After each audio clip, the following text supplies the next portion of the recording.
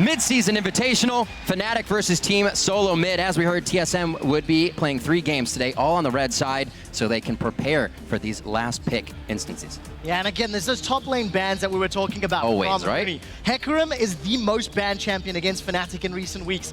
12th consecutive ban that we've seen this.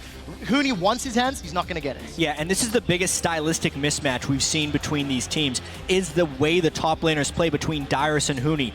Dyrus, incredibly low kill share for his team. Incredibly low damage dealt to champions, because Huni is a damage top laner. Dyrus is more of a guy who stays on an island and supports his team, and 5 top lane bans thus far. Yeah, and something we do have to highlight, Sejuani open, Gragas open. As far as junglers are concerned, Rainover is a big component in getting Huni going, or Febiven in certain cases. 6 top lane bans. These guys are going to get the pick of the litter. Wow. So here's the great thing.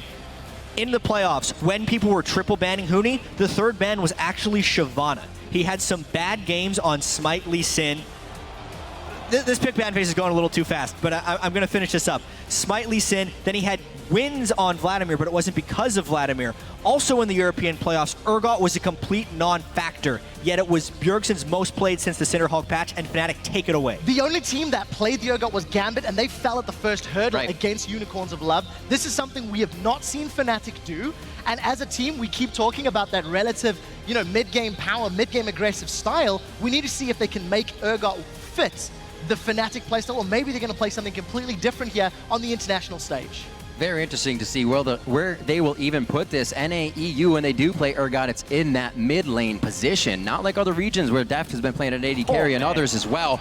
The Gnar gets picked up. I was wondering if we would see this. Neither Fnatic, neither Dyrus or Huni really went at this season. This is what happens when you have 6 top lane bans. We've also seen Gnar have a huge resurgence in both the LPL and the LCK. We know that Gnar is going to be a big pick at the MSI right here, so it's not that surprising that either Dyrus or Huni will have played and practiced a lot of Gnar. It is within their capability to play. It just was not one of their picks during their regional playoffs. Takeaway of the Rek'Sai from Rain over here, his early game pressure. See what he tries to get that back in the game with. And something I have to highlight, Fnatic won the first couple of weeks worth of games by comboing great pick potential from Rainover on Rengar, plus some sniping power from Febiven. With a number of champions available and all the bans, Huni also played a lot of Lissandra. We've got to keep that in mind. We need to see how deep his champion pool goes. If he goes Shyvana or that Lee Sin did not work out very well during the semifinals. Yeah, and this pick ban phase, Fnatic actually showed their hands pretty early here, and I think it's because they were afraid of Bjergsen playing LeBlanc just straight off. So Urgot is that flex pick that can go in the mid lane or as an AD carry. Yep. If TSM would have picked Urgot, it would not have been a flex pick because Wild Turtle does not like playing Urgot, but now it's actually going to be Steelback on that. We were expecting Steelback to have a high priority on Sivir this game because he can press the R button and be successful, but now as far as the laning phase goes, they're going to be kind of more okay, and Urgot's a different type of AD carry champion that I think Steelback will be able to execute. Well, we'll need to see how Febiven does in that LeBlanc. 3-2 since 5.5 was implemented. Does have pick potential and some squishies on TSM, but it feels like TSM has got that mid-game team fight set up already with the Sivir, with Rek'Sai, and we'll need to see if Fnatic can play for the mid to late. The problem is, when Fnatic go mid to late, they lose. Yeah, it seems like a little bit of an arms race right now as far as mid-game team fighting goes. Fnatic's last 2 picks really have to cement their team composition right here. With 7 top laners already off the board, Huni's getting heavily stretched right now for his top lane champion, especially since he has to go up against Gnar. Whoa. Huh? It's potentially a top lane Cassiopeia from Huni right now, which... Wouldn't doubt it. That's not something you prep for. I'm going to be honest right now. Yet it could be the LeBlanc or the Cassiopeia. The Cassiopeia is much more likely, but holy crap. I feel like they banned everything and then took everything TSM would want to play in this game and said, that's the deal. We'll get everything off the board. Wow. Still looking in this, as they were saying, Crumbs mentioning TSM getting the red side. This is where Bjergsen can now counter the entire composition if he wants to. So far, Azir and Castaner are being hovered. Well, we'll see what they decide to lock in. I just want to hit home for Fnatic. This is completely changing the rules. With Urgot, Cassio, and LeBlanc, this is the first time they've played that combination ever, and it's the first time that they've done that in recent weeks. This is a completely different flavor that Fnatic's been putting out, but they have had a little bit of time to play with. This is so wild.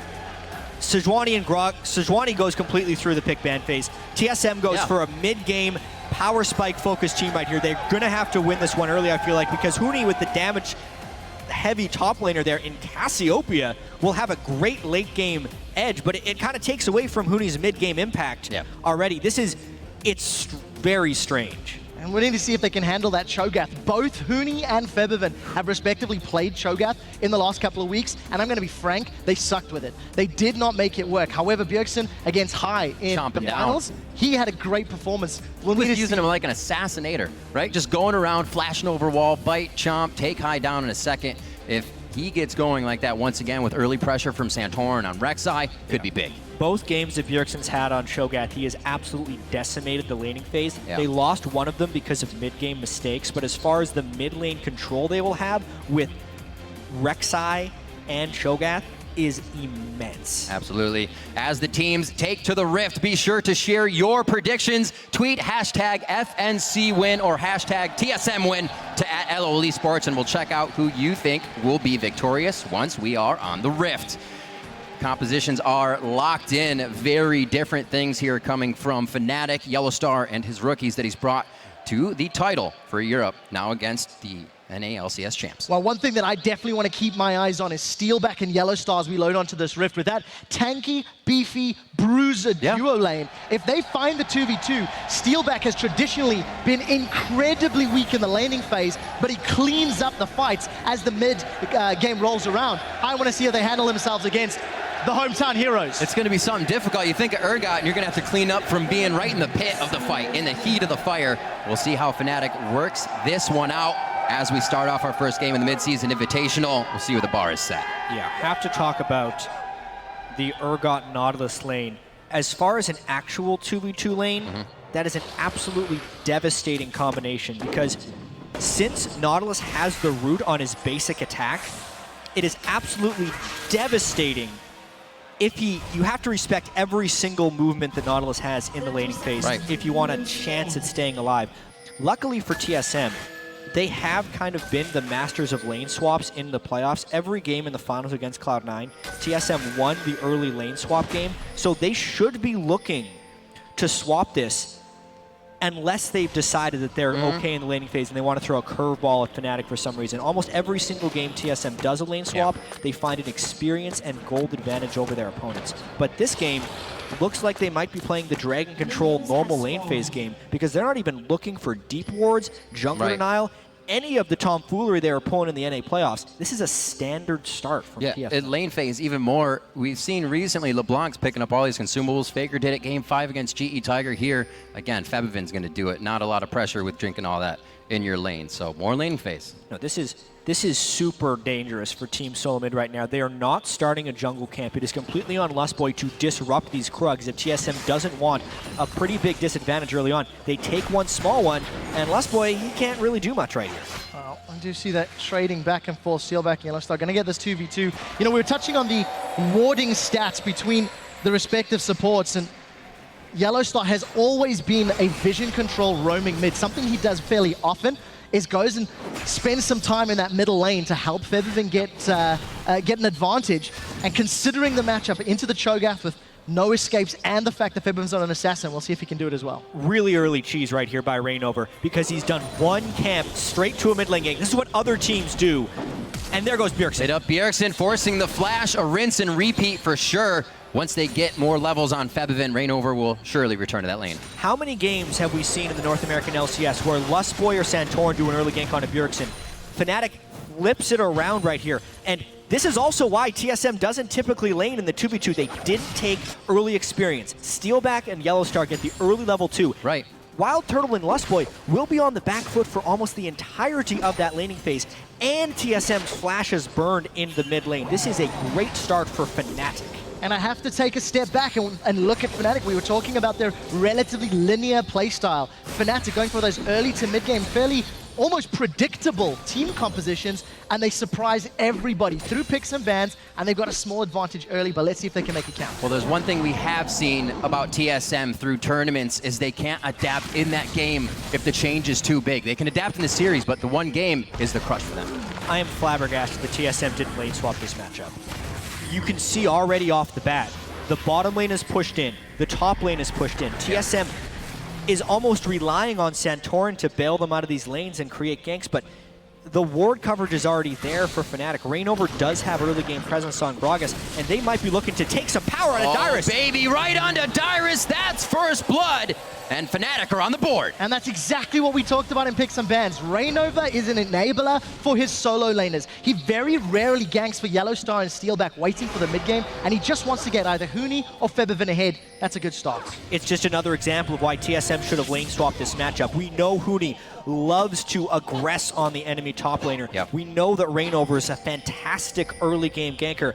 And we also know that TSM is great at lane swapping, but this lane game is not something that got them through the playoffs. It's not something their team composition is built to do, and they are paying for it early on in this game. Really nicely played there by Reignover as well for that top gank. You can see Santorin was mid for what could have been a counter gank, but it went towards Dyrus. Reignover touching more than one lane here, trying to get that snowball going. Nice pressure by Santorin, but nothing really needed by Febiven to get out of that situation. TSM starting to push back in the bottom lane, but you can see what kind of engage, I should say, Steelback and Yellowstar are given. Yeah, they were able to push this out for TSM with the Ricochet spam, and Steelback is having some mana issues right here, so they have a bit of control of that bottom side. But right now, Santorin has very limited map presence when compared to Reignover, who's already got off that successful gank despite not even landing his body slam flash. He's coming down to push TSM off that turret. Yeah, good spell shield keeps Wild Turtle alive on the retreat after pushing that wave out. Standard lanes means we might have that delayed first dragon. Dragon's definitely something more in favor of Fnatic in terms of this matchup, and historically, Fnatic put a bit more emphasis on controlling that objective. We'll see if they continue to do the same as the modified Hook City in Yellowstar and Last Boy. A little bit of harass down there. TSM has kind of always been that team that's all right with letting dragons go, even since the times of Reginald. If it's a risk, you can pass it up a few times. Could he be more confident? Wow. Yeah, could you say that? But honestly, look at what everything Turtle's going to get. Great play there by Last Boy. He knows he's shopping anyway. He saw Steelback's mana pool. He knows that Urgot wants to back for a tier right now, and he was completely free to do that. Saved a ton of CS for Wild Turtle. And that just kind of goes to show why many people respect Lust Boy. Pulled the Lust one of the best supports in the world. They couldn't see him. Just didn't work out. Well, the minions saw him. Yeah. That's the good thing. So we're 6 minutes into this one. Just the first blood drawn from Fnatic as things have cooled down a little bit and just been between the lanes right now. Not too much jungler intervention other than this mid lane. Yeah, and something that you have to highlight. We're looking at those monsters of the mid lane stats, and again, since 5.5's come in, Febiven is actually traditionally down a CS at 10 and still down CS at 20. The numbers, let's just look at the 20 minutes. Febiven traditionally 6 CS down. Bjergsen traditionally 20 CS up when you get to that 20-minute mark. That is a scary, scary laning presence, but we'll touch on that in a second. Kill Dyrus right here. Oh, kill Dyrus once again. He's been to this dance before, though. We've seen Dyrus go down a lot. Will it be what gives Fnatic the game? Solo kill right there. Reignover didn't lay a finger on Dyrus's Gnar right there. All those top lane bans are really benefiting Fnatic in the long run right here. That's a really good point. You do have to say Bjergsen and Turtle are holding their own in that lane, but the pressure between Huni and Reignover is just crushing Dyrus in that normal matchup that he's having up top lane. I say normal because it's a one-on-one. Top lane Cassiopeia is not something we see often in the competitive scene. It really makes sense with the way they're working it, though. If Febiven's going to go with all these consumables and Huni's going to be the one with the Doran's ring, why not start to feed him? Because he's the top carry anyways. Yeah, and you know, something that Huni, I want to see what he does with the teleport ganks. A big reason why Fnatic tends to get ahead and play the mid game very well is thanks to Huni's involvement in the solo or in the duo lanes, or more importantly around the dragon fights. Cassio's not your traditional TP ult to win teamfight champion. No. So reliant on positioning. So we need to see how Huni is going to impact once we start getting closer to those teleport moments, which you feel are going to start building up now that everyone has access to their ultimates in a moment or two. things are calming down for the time being. Fnatic does have a few good wards placed, but those are also mirrored by the same ones on the bottom of the map here by Team Solomid.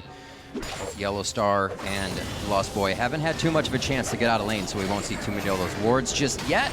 Lost Boy misses, but Yellow Star connects here, and they have great focus on the trade for just Lost Boy. The ricochet from Turtle is going to push the minion wave and give him a bit of an advantage. Yeah, TSM's been able to play this lane quite well, keeping the lane shoving from Wild Turtle. A lot of that is actually attributed just to the minion control of Lust Boy early on in the laning phase, and the amount of aggro he is taking from Steelback and running him out of mana quite easily to prevent the all-ins. There's also a large gold lead developing in the mid lane. It's about 350 gold advantage for Bjergsen over Febiven. And it is the focus of TSM, typically the mid lane and bottom lane focus, and it's more of a survival for the top lane right now in this early game. That's where 100% of Fnatic's kills have come. Could be one more here. Rainover tries to come in, pops back Bjergsen. He doesn't have much mana. That flash is down, and he's going to try to fight this one out. Hits Febin with the silence. Is that what keeps him alive? No, it does not. The double distortion. Febin picking it up. Yeah, just a nicely timed gank there by Rainover. He knew that Bjergsen was pushed up in the lane, and uncharacteristically, TSM has no backup for the mid lane. A 5 to 10 second series of events in that mid lane with no backup for Bjergsen take him down easily, and action in the bottom. Oh, take a look at this. Steelback's trying to get in. We do see the Death Sentence connect. The hyperkinetic position reverser is on cooldown, so Steelback and Yellow Star using that one to initiate. They traded for both ultimates and the flash on TSM side, regaining control of that lane. That depth charge is still up. They have to be careful for the engage down there. Huni now with an advantage in this lane, not even in Mega Gnar form. Can Dyrus think about fighting? Actually misses the ultimate there. Like you said, not really much of an engage ult. Gotta wait on it. Yeah, last time he was able to land under the turret. This time Dyrus dodges out, but it's not like he's having a good time in this lane. Anyways, down 26 CS. I do want to talk a little bit more about the overall team compositions right here and how critical it was for Febiven to get that kill in the mid lane, because if he does not snowball ahead of Bjergsen before Bjergsen can tank up, he won't have targets here. And again, the focus on the mid lane. That's that depth charge that was left up. Santorin trying to get something back, but he's not even going to be able to scratch either Febiven or Yellow Star. And there's the roam that we talked about 10 minutes ago. When there's an opportunity, Yellow Star will go to help Febiven out. And you can see the priority for Fnatic, getting the kills and the advantages on their damage-dealing solo laners. And, you know, Rainover's Gragas, it's what helped Fnatic do so well in the finals against Unicorns of Luck over in Europe. And he's had a phenomenal start here at the Mid-Season Invitational. Great job there. Fnatic doing everything they need to do to equalize that CS in the mid lane we were talking about, where Bjergsen has a huge lead. Now they've equaled that up, and first turret going down in the top lane. Huni is just having the lane of his life and has the wards to keep doing it. Yeah, absolutely crushing Dyrus. And right now, this game is Fnatic's style of game. Yes. And TSM is trying to play that. When we're coming into this, the strengths of TSM was strategic early game, lane swapping, jungler denial, and then pick game with vision control. That's what they are good at, because then they can rotate their support and jungler through mid lane frequently and create that type of mid lane focus for them. Now in this standard laning phase, especially when the top lane is requiring so much assistance if they wanted to help him out, right, TSM is completely on the back foot. Fnatic is beating them to almost every move in the mid lane. The pressure is not accumulating enough in the side lanes, and this is the mid-game snowball that Fnatic made their bank on during the regular season, and it's happening to TSM. There may be no coming back from this 12-minute deficit. And the next step in Fnatic's playbook and style book is force team fights around Dragon. The moment they unlock one of their lanes in terms of getting that outer tower down, they instantly start setting up Dragon control. Look at all the members of Fnatic trying to get vision, and with the lead they have on both Febiven and Huni, they want to look for fights. It's not really about getting the Dragon or starting the 5-dragon counter. It's about getting the kills, getting the engages, because that's what Fnatic likes to do. They like to brawl. And you can see how much TSM actually want this first Dragon. It's one they usually give away, even the first two. And they're going to go ahead and stick with it this time against Fnatic. Usually Team Solomid will get their gold leads by giving up the Dragon and having a lane swap go in their favor and other things on the map, but not this time. Not this time. They just had to give that Dragon up because TSM has lost control of the match. they normally have a gold lead from the lane swapping and experience advantages, and the other team takes a dragon as a byproduct of those moves. But this time, Fnatic has just been beating TSM up across the map, and that's why the dragon was lost. Look at the pink ward control, and look at the lanes right now for Fnatic. And if we step back and think about what the analyst desk was saying leading into this matchup, Crumbs specifically highlighted if Fnatic can beat up TSM in the lanes, with the assistance of Reyno, of course, let's be fair about this. That is how Crumbs felt Fnatic was going to win this game. They've done everything. Each of the lanes is going in their favor. I mean, yeah, it's even in the duo. Let's not discount Wild Turtle and Lustboy dealing with that bully of a lane. But Fnatic, they've earned the lead through some very positive, proactive, aggressive plays. See if TSM can start to gain a little bit of ground here. Definitely backs against the wall, as Jat was saying. Bjergsen able to keep that CS in the mid lane up, but he has to get big soon. 0-2 is not going to make him play like he did against Cloud9 in the finals of the North American LCS. Fnatic with a good lead on the game here, and Hooney's going to be start taking that blue, not Febiven. Not this time around. Febiven. Or maybe Febiven. Okay, so Hooney's pretending to be a jungler here. With 2 APs. Just nice guy Hooney, right? He's huggable. Why not? Someone's got to get it. Someone's got to get that blue buff in here. And this game right now, we need to start looking at what are Fnatic's next moves for winning this game, because already Hooney's been able to take that top lane turret, and you mentioned them having 2 APs. They're trying to control both blue buffs. Once again, you're successfully. A complete lack of vision control from TSM right there. Reignover walks up, barrels over the wall, and easily hands off the blue to himself, preventing the TSM blue handoff entirely. This is going to be really tough for TSM to come back from, only because Fnatic has so much lane control, and they're winning the vision battle as well. And that's what gets me. They're only on single Sightstone right now, and somehow still getting themselves in the jungle. Now on to Lustboy. They've thrown it back with the barrel into Febiven's waiting hands. 5-0. Europe take the second tower, and I'm sorry, my North American comrades, but Fnatic have landed in Tallahassee. They absolutely have, and they are making it seem like TSM is jet-lagged, which they clearly are. Bjergsen in the mid lane gets caught as well. They're gonna eat him up. Hooney picks up another one. 2-0-1. Santorin is going to need the ultimate from Wild Turtle just to get out safely. Now look at the pressure. Fnatic have lost the minions, but they're still looking for the tower. Teleport comes in from Dyrus, and that's gonna dissuade Fnatic for the time being. He just lost so much pressure up there. Dyrus could have been pressuring the top lane turret, but now TSM is playing catch up, yet only making it have them fall farther behind right here. The lanes are collapsing on the sides. The mid lane has been lost. The roam game is on for Fnatic, and this is turning into a slaughter. And there's something very scary. The fact that Santorin picked this relatively early to mid-game jungler has had no impact in the laning phase whatsoever. Reignover 1-0-3. You can argue will outscale this Rek'Sai, and the fact that Hooney's in such a great position. Fnatic have got all the tools they need to completely grab control. The one thing Fnatic cannot afford to do, though, is have mixed decisions when they push the mid to late game. If anybody remembers back to how they played against Unicorns of Love, Fnatic lost both of their matchups to Unicorns of Love thanks to poor decision making in trying to close the game out. We'll need to see if Fnatic can close with this very new, unstage-tested team composition. Unstage-tested team comp, but definitely stage-tested. If you were to think the rookies would get scared, that would have been in Madrid, right? Huge crowd for them to play in front. We've heard a lot of players get nerves in front of those big crowds. Not these guys. They know exactly what they need to do. And Yellowstar is helping to call those shots.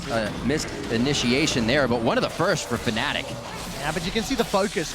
No dragon available. Outer towers down. Fnatic are just pitching their tents and wards in the middle lane. They want that last outer turret, and then they want to take control of the jungle. They're onto this turret now, but good wave clear from Wild Turtle, and Lustboy, he's looking for blood. Not going to find it this time. Yeah, and there's actually not many ways TSM can deal with him right now, but Reignover is caught out a little bit. Dyrus trying to make a Mega Gnar impact. Fnatic goes for the fight. They don't have the vision to keep following, though, and they all try to disengage. What an ultimate from Hooney to keep 2 in place. TSM trying to re-engage. They're doing good damage to the health bars. They get Steel back where they want him, and Yellowstar's still trying to fight. It may be a little bit of miscommunication, but it looks like they're going to back off as Febiven dives in for one last say. That was a 4v5 from Fnatic's perspective, and they still tried to go. They lose one, but now we have to see if they can gain a pressure advantage with many TSM members recall. Yeah, it looks like they do get the tower. Febiven not able to get any burst down, and I think crucially, Wild Turtle flashed away, but the tower still stands, Jack. But for how long? But for how long, indeed. He's, whoa! Turret success. Turret success. 3 turrets to 0 right now. Something that is very hard to come back from. If there was any questions about Febiven's ability to make plays or make decisions on the big stage, on the international stage, with the help of Reignover in the laning phase and that super cheeky tower kill, Febiven's in his elements. Yeah, and looking at this fight again. So Reignover had to burn a lot of cooldowns just to begin this fight, but the confidence of Fnatic, specifically Huni, knows he's incredibly strong, and now he goes for the flash ult and gets a good amount of damage down. If not for that Mega Gnar stun from Darius onto Huni, that would have been a dead turtle, probably with 1 more E from the Cassiopeia. At that point, the peel from Lustboy is actually very good. The box covers that entire choke point. TSM is barely able to come back with their lives. If another fight like that happens, I feel like Fnatic gets it. Most things went pretty optimally for TSM now. Yeah, and of course, with the second Dragon, Fnatic have actually never lost a game after securing the first 2 consecutive Dragons. They are 9-0 after grabbing those first 2. Now, TSM, after giving up the first 2, have actually won 44% of their matchups. So it's not a huge amount. You're looking 5-4, but the fact is, they have bounced back. TSM, a team that have given up Dragons in the past, to pull it back, but this may be too much to pull back from. The pattern of those games for Team Solomid when they're doing that is they have a lot of map control and pressure plus laning advantages. We look at this and they're down in CS into the 3 major lanes. The only CS advantage they have is a 6 CS lead by Santorin in the jungle. That doesn't even count in the context of this matchup. Finally, Darius was able to equalize a turret, which helps a little bit. So what each team needs to do here, for TSM, they need Darius to have an impact with Mega Gnar of some kind. So much of this game has been Darius farming on his side of the map against Huni's Cassiopeia, which has been completely dominant. If Darius can find a teleport in where he transforms Mega as the fight begins and gets a good stun, that is a way TSM could take out priority targets. Outside of that, Fnatic has all of the vision control. They're looking for the picks with Steelback and Yellow Star, plus a Cassiopeia. I mean, that entire team just screams, kill 1 or 2 dudes right away, and then steamroll the rest of the fight. So Fnatic with different picks, but the same execution pattern. They really, really just want to look to get somebody down, and as soon as you have the numbers advantage, play for those objectives. But they snuck a lot of damage on the Nanoterra moving around the map. They're trying to move through the jungle to get access to the next wave of turrets on TSM side. Credit to the Fnatic coaching staff for finding a new subset of champions here for Huni in the top lane that still allows them to play their same style. And they must be so happy right now that TSM decided not to lane swap, because this is what Fnatic loves to do. It's Huni gets to farm for free, no denial, no weird stuff happening in their own jungle. This one's been easy for Fnatic. And the one thing that, everybody backstage, all of the casters were debating, where is the priority on bans? The focus was obviously going to be top lane, but we didn't expect 6 of them to go that way. And I think for Fnatic, you've also got to look at the fact, yes, Huni may be the superstar at the moment, but Reignover's Gragas, Febiven and LeBlanc, it's not fake as LeBlanc, but he's still delivering. You have to start looking at some of those threats and try to find out answers to those picks as well. And that's kind of been what everybody's said about the top lane in general in their picks, is that's kind of the most mismatched here in these lanes. So why not throw everything at it?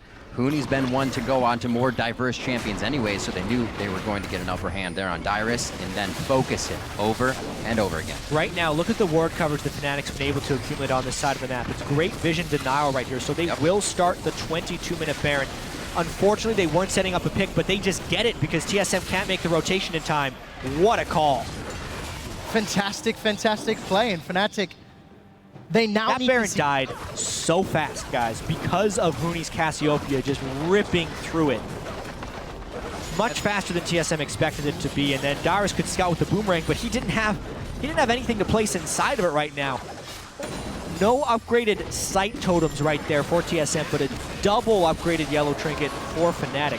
Vision control and side of Fnatic. Depth charge a little farther, flash, anchor toss. Wild Turtle's gonna have to spell shield now and use his ultimate to get out of this one. But that's gonna hurt. They may get pressure here. Fnatic pushing down the mid. We'll see if they can use those Baron empowered minions to get up into those way towers. far, though. For Fnatic, What did they expend? Flash on Featherman, Flash and Engage tools from Yellowstar. But look at that burst onto Lust Boy. Again, Dyrus is trapped trying to push out the top lane. Fnatic pushes that so quickly and easily that now they have position on multiple fronts. Huni gets the Baron minions in the bottom lane. Fnatic is still holding strong with 4 in the mid lane. They don't have great turret siege because of the Urgot. That is why Fnatic is split pushing right now. And they're going to have to be careful. They know Dyrus is about to Mega Gnar out, so they will not initially want this fight. Huni, so much pressure on the bottom, and every member of Team Solomid in the mid lane right now. This is perfect right now for Fnatic. They know how to get the outer turrets without a traditional AD carry right there. It's by splitting and using your strong members on the side lanes. And on top of that, there are a number of European top laners who were playing Gnar up until recent weeks. So Fnatic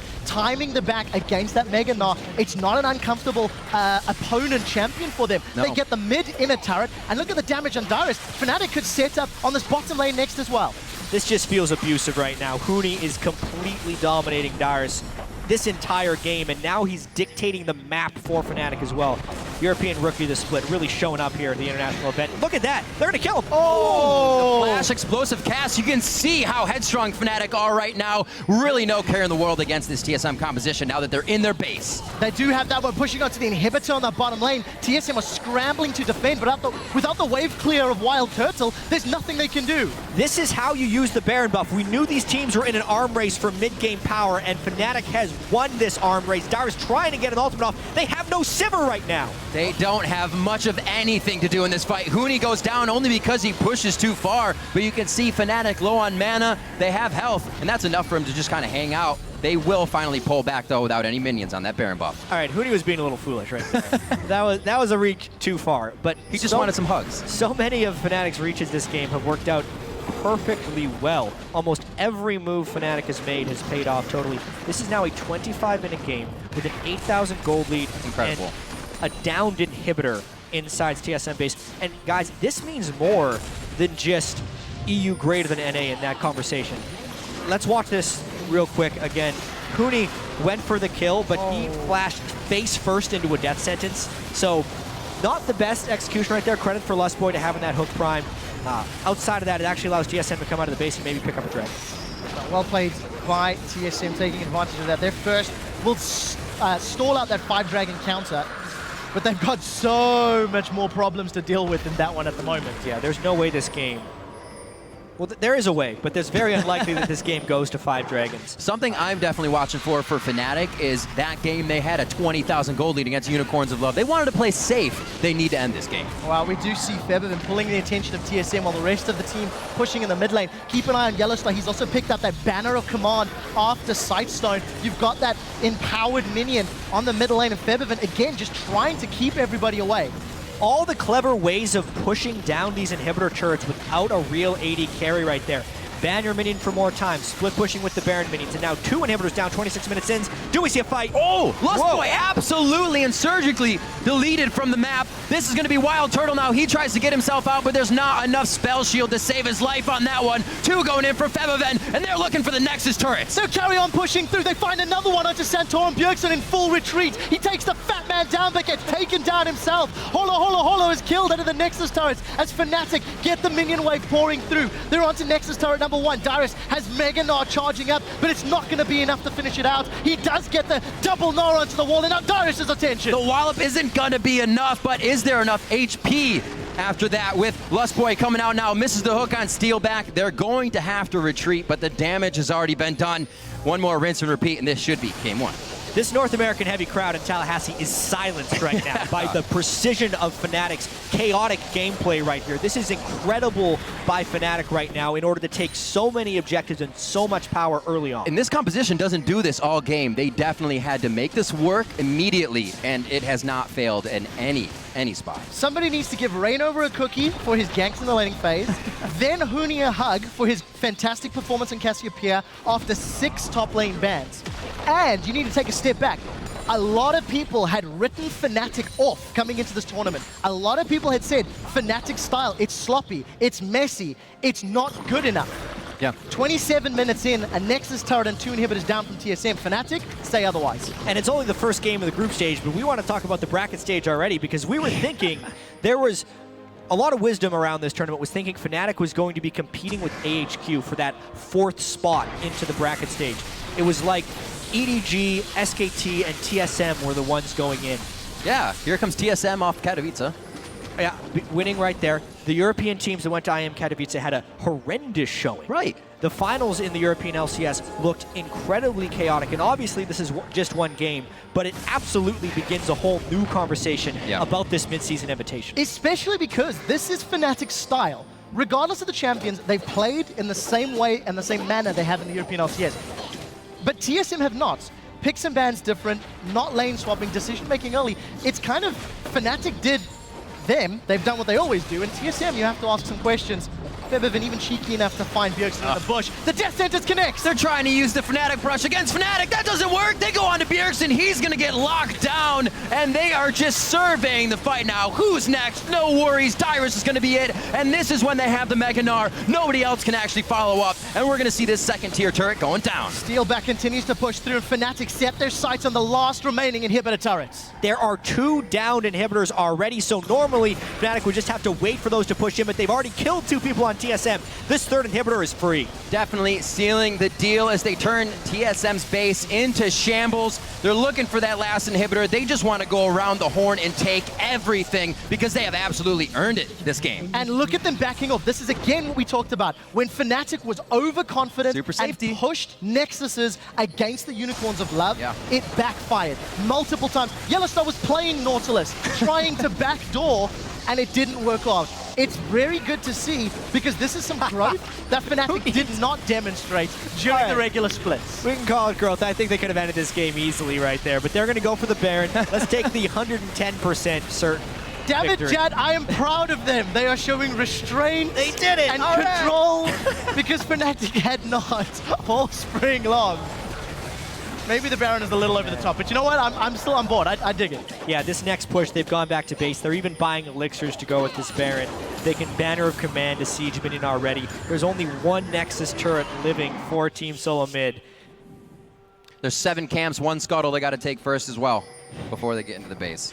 The Dragon's up They're in a minute going to go 15. for the Dragon. Here's the scuttle, so they're going to get scuttle down. No worries on that. A very, very methodical play Hang here on a by second, hang on a second. Fnatic. Are the North American classes a little salty that Fnatic are beating TSM so convincing? I'm not so this is an amazing Absolutely game. not. You're pulling salt out of thin air right here, Trevor, because this is Fnatic displaying their play style, working on the international stage. I do have to say, though, TSM is not playing their game whatsoever. That's fair. No way. This is it's an incredibly uncharacteristic style for TSM to open a game. The top lane bans have heavily affected Dyrus. Santorin is playing a jungler he has not had much success on in Rek'Sai, especially in the Cinderhawk patch. 0-2 on that champion. Don't know why they wouldn't have gone with Sejuani. Don't know why TSM went lane swap. They're flabbergasted, though, by this Fnatic team early on because it does not look like they know how to deal with the Fnatic playstyle.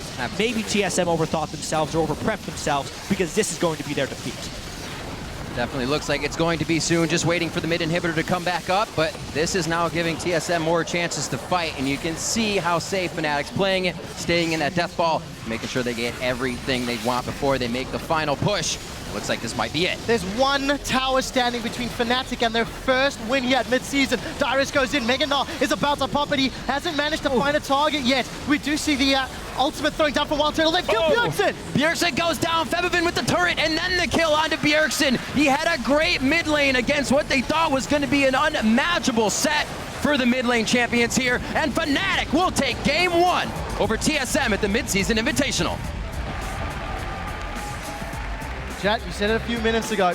Local audience stunned by that performance. Our letters may be NA, but we're not made of salt, Trevor. Fnatic, honestly, I did not actually expect that. I think everybody had reservations, but what a performance. Many people would not expect this because there were some very surprising things about this game. The 6 top lane bans, the top lane Cassiopeia from Huni, the underwhelming Gnar from Dyrus, the fact that Febvin and the rest of Fnatic made their team the solo mid team here by repeated ganks in the mid lane, completely shutting the rest of the TSM team down. Fnatic played their game, TSM did not play their game, and now they're staring at a 0-1 start to the group stage. One of the arguable pre-tournament finalist favorites, TSM, tries to fix what's not broken. because you have to question everything in the early game, the decisions, the picks and bans, and you have to be fair about it. Why were those calls made?